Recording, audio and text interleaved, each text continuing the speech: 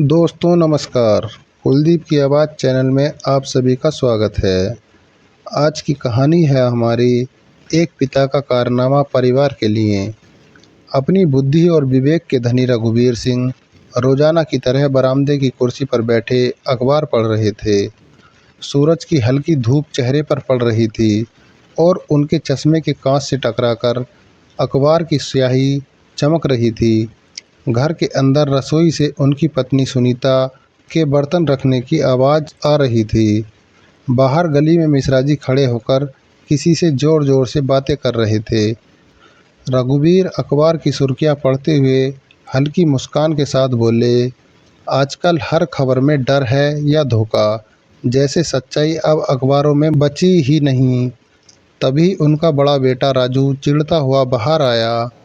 आपको तो हर चीज़ में बस अखबार ही दिखता है, कभी ये नहीं दिखता कि घर में कितनी परेशानी है। मैं रोज़ नौकरी के लिए घूम रहा हूँ पर किसी को फिक्र ही नहीं। रघुवीर अखबार मोड़ते हुए बोले, फिक्र है बेटा, पर गुस्से से कुछ नहीं होता। कोशिश करते रहो, रास्ता ज़रूर निकलेगा। राजू भुनभुनाते हुए अंदर चला गया। उधर बेटी पिंकी कॉलेज जाने की तैयारी कर रही थी।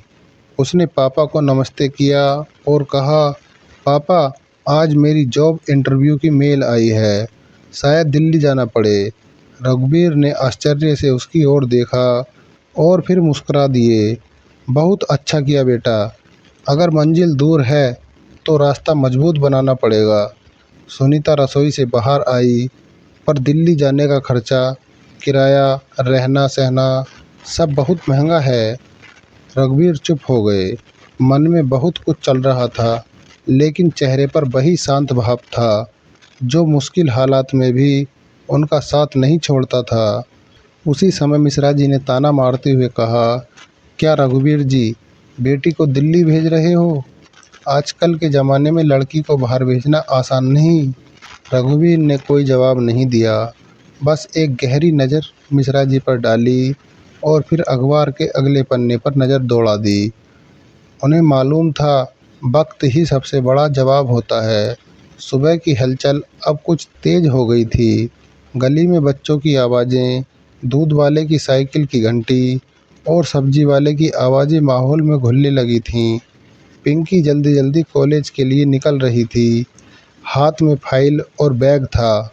सुनीता ने उसके टिफ़िन थमाते हुए प्यार से कहा, ख्याल रखना और हाँ, इंटरव्यू के लिए अच्छे से तैयारी करना। पिंकी मुस्कुराई, हाँ माँ, आप फिक्र मत करो, पापा है ना, उन्होंने तो कहा है कि हौसलों से बड़ा कोई हथियार नहीं। राजू फिर से कमरे से बाहर निकला। चेहरा चिड़चिड़ा और आंखों में बेचैनी थी। पापा, मैं आज भी 4 जगह गया, सब जगह कह रहे हैं अनुभव नहीं है। कोई बताए कि अनुभव कहाँ से लाएं? रघुवीर ने नज़रें उठाकर राजू को देखा। हर चीज़ का वक्त होता है, कभी कभी काम नहीं, संयम पहले आता है। राजू ने झुंझलाकर कहा, आपके ये समझदारी के डायलॉग अब पुराने हो चुके हैं पापा। आजकल चालाकी चलती है, ईमानदारी नहीं। इतने में मिश्रा जी फिर टपक पड़े। उन्होंने ज़ोर से कहा, सुनिए रघुवीर जी, ये जो आपकी बेटी है ना, वो बाहर जाएगी तो मोहल्ले में लोग बातें बनाएंगे। लोग तो कह रहे हैं कि आजकल की लड़कियां पता नहीं किस राह पर चली जाती हैं। रघुवीर शांत खड़े रहे। उनके चेहरे पर कोई तनाव नहीं था, लेकिन आंखों में कुछ बोलने जैसा था। उन्होंने धीरे से कहा, लोगों की बातें हवा की तरह होती हैं, जो टिकती नहीं, सिर्फ बहती हैं।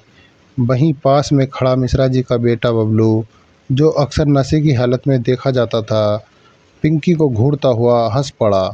रघुवीर ने उसकी ओर देखा, फिर बिना कुछ कहे अखबार की एक पुरानी कटिंग जेब से निकाली, जिसमें लिखा था, पढ़ाई और मेहनत से बदले जाते हैं हालात, अफवाहों से नहीं। पिंकी घर से निकल चुकी थी। रघुवीर की आंखें कुछ सोच रही थीं, जैसे कोई बड़ा कदम उठाने का इरादा बन चुका हो। घर की परेशानी, बेटी का भविष्य और पड़ोसियों की बातें, सब कुछ एक बवंडर की तरह उनके अंदर घूम रहा था। पर उन्होंने अभी तक किसी से कुछ नहीं कहा। शायद कोई चुपचाप योजना बन रही थी एक ऐसा फैसला जो सब कुछ बदल देगा। रात हो चुकी थी, घर में खाने की थाली सजी थी, लेकिन रघुवीर की प्लेट वैसी की वैसी पड़ी थी। सुनीता ने धीरे से पूछा, क्या बात है जी, आज खाना नहीं खाया आपने? कोई चिंता है क्या? रघुवीर ने मुस्कुराने की कोशिश की। नहीं, बस थोड़ा थक गया हूँ। सोच रहा हूँ पिंकी के लिए कुछ करना होगा। उसका भविष्य अब हमारे फैसलों पर टिका है। सुनीता ने हल्के स्वर में कहा, मैंने तो कुछ पैसे बचा कर रखे हैं, पर उतने से दिल्ली में 1 महीने का खर्च भी नहीं चलेगा। रघुवीर ने सिर हिलाया। जानता हूँ, पर मैं कोई न कोई रास्ता निकाल लूँगा। रात गहराती गई। सब लोग अपने अपने कमरों में सो गए, लेकिन रघुवीर की आंखों में नींद नहीं थी। वो बरामदे में अकेले बैठे आकाश की ओर देख रहे थे, जैसे कोई जवाब ढूंढ रहे हों। सुबह जब सब उठे तो घर में रघुवीर नहीं थे। सुनीता घबरा कर बोली, रघुवीर कहाँ चले गए? ना कुछ बताया, ना कोई चिट्ठी, ना ही मोबाइल साथ है। राजू चिल्लाया, देखा, कहता था चिंता मत करो, अब खुद ही भाग गया। शायद डर गया होगा कि कैसे करेगा बेटी का खर्च। पिंकी की आंखें भर आईं। पापा ऐसे नहीं जा सकते, वो कुछ सोच कर ही गए होंगे। मिश्रा जी को तो जैसे मसाला मिल गया हो। गली में खड़े होकर बोले, मैं तो पहले ही कह रहा था कुछ तो गड़बड़ है। अब भाग गए हैं, कहीं कर्ज में डूबे होंगे या कोई धोखाधड़ी कर ली होगी। बबलू ठाका मारकर हंसता है, हीरो बनने चले थे, अब खुद ही गायब हो गए। वर्मा जी जो पास खड़े थे बोले, रघुवीर जैसा आदमी यूं गायब नहीं होता, वो ज़रूर कुछ नेक काम के लिए गया होगा। हम सबको भरोसा रखना चाहिए। लेकिन शक, चिंता और अपमान की लहर घर में दरवाजे तक आ चुकी थी। सुनीता ने एक पुराना संदूक खोला, शायद कोई सुराग मिले। वहाँ एक पुराना कागज़ रखा था, जिसमें एक नक्शा बना था और नीचे लिखा था, अगर कभी समझ न पाओ कि मैं कहाँ गया, तो यकीन करना कि मैं वहीं हूँ जहाँ मेरी ज़रूरत सबसे ज़्यादा है। 2 हफ्ते बीत गए थे। रघुवीर सिंह का कोई पता नहीं था, ना कोई फ़ोन, ना कोई चिट्ठी और ना ही कोई खबर। घर में हर दिन एक अजीब सी खामोशी छाई रहती थी। सुनीता का चेहरा सूख गया था। पिंकी रोज़ भगवान से प्रार्थना करती और राजू गुमसुम रहने लगा था। पड़ोस की चुपचाप बातें अब तेज हो गई थीं। मिश्रा जी हर आते जाते से कहते, देखा, भाग गया होगा या फिर किसी गुनाह में फंस गया। सीधे साधे बनने का यही नतीजा होता है। बबलू दिन भर दोस्तों के साथ घर के बाहर बैठकर फप्तियाँ कसता। हीरो बनना था ना, अब बन गया मिसिंग केस। एक दिन दरवाजे पर दस्तक हुई। दरवाज़ा खोलते ही सामने एक पुलिस वाला खड़ा था। सुनीता घबरा गई। जी आप? पुलिस वाले ने जेब से एक तस्वीर निकाली। क्या यह आपके पति रघुवीर सिंह हैं? पिंकी दौड़कर पास आई। हाँ सर, ये मेरे पापा हैं। कहाँ हैं वो? क्या हुआ उन्हें? पुलिस वाले ने गंभीर लहजे में कहा, 2 हफ्ते पहले एक हाईवे पर एक्सीडेंट हुआ था। एक लड़की की जान बचाने के लिए एक आदमी अपनी जान की परवाह किए बिना ट्रक के सामने कूद गया। लड़की बच गई, लेकिन वो आदमी गंभीर रूप से घायल हो गया, बेहोश है अब तक।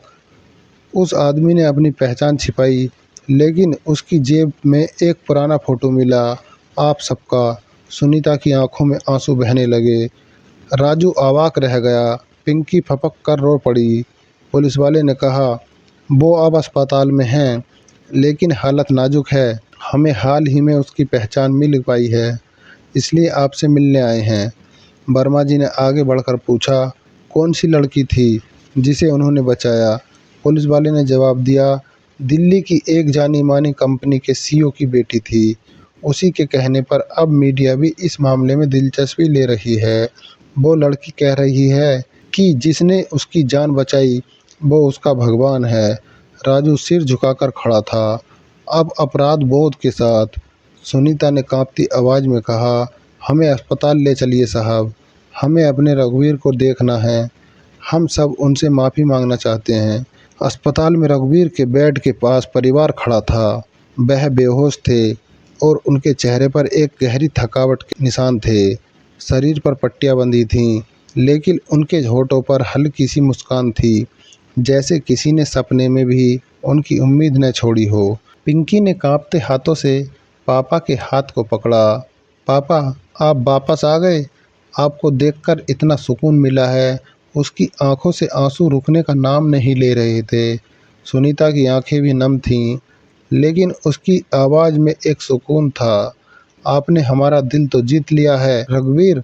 हमें पता नहीं था कि हमें आपका इतना सम्मान करना चाहिए था।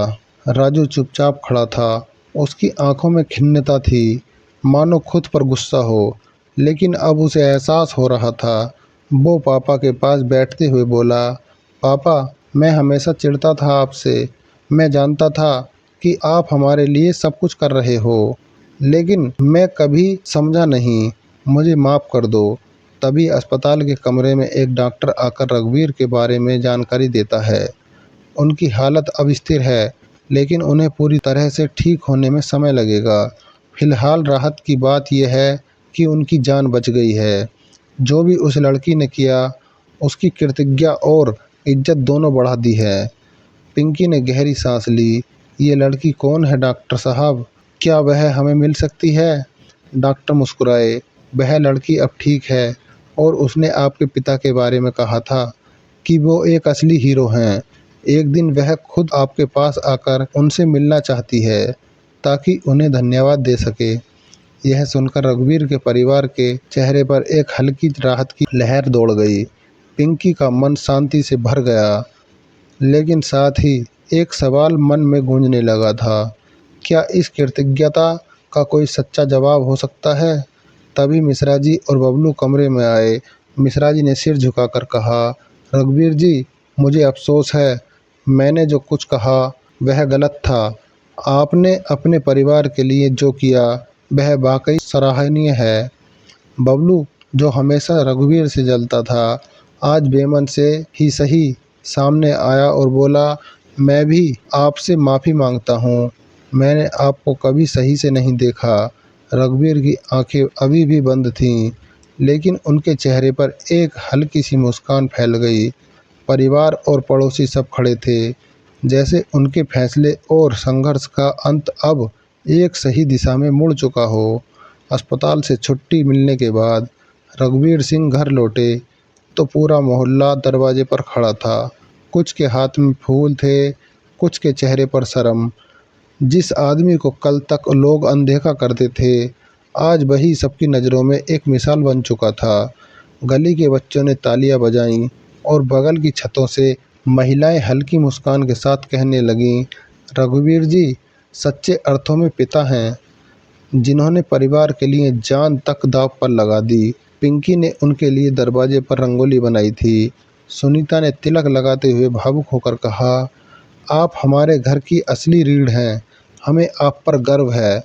रघुवीर धीमी चाल से कुर्सी तक पहुँचे और फिर अपने पुराने अंदाज में बैठते हुए बोले, सच कहूँ, डर भी लगा था उस दिन, लेकिन जब मैंने उस लड़की को ट्रक के सामने आते देखा तो आंखों के सामने पिंकी का चेहरा नजर आया।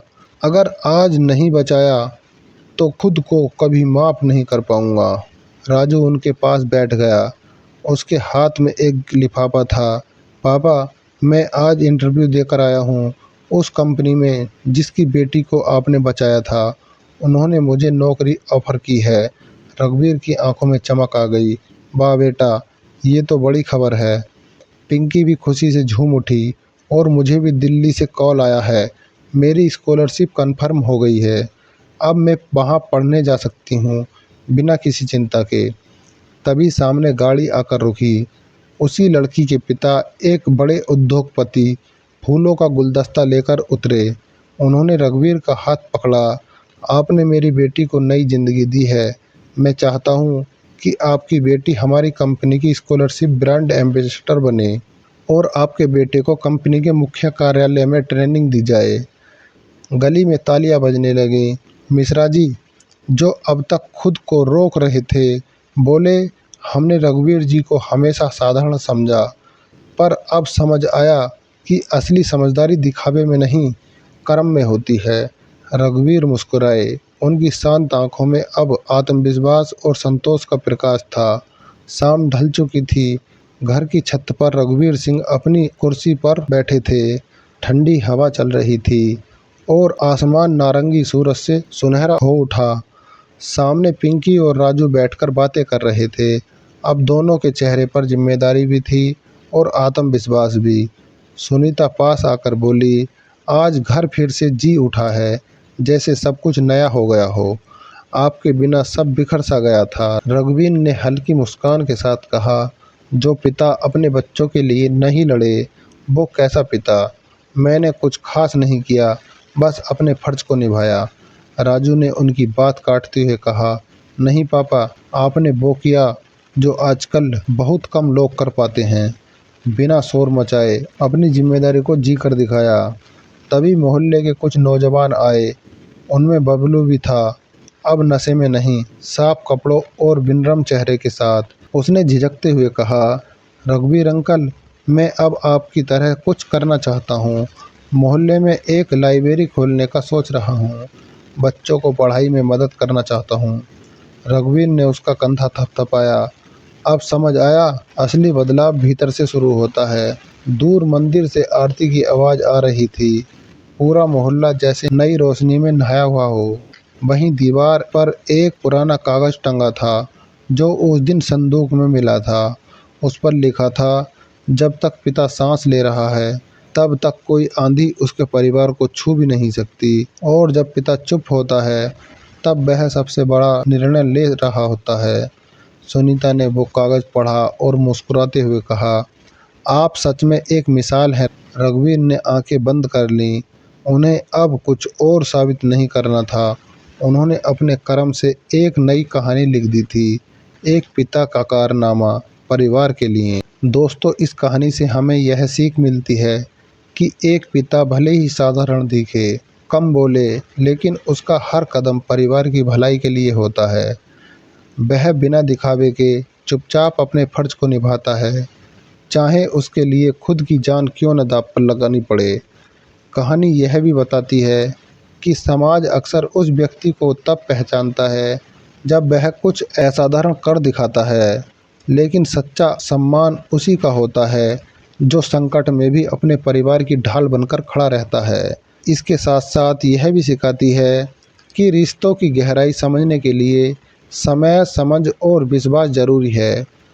और जब ये सब मिलते हैं तब एक साधारण इंसान भी प्रेरणा बन जाता है। धन्यवाद।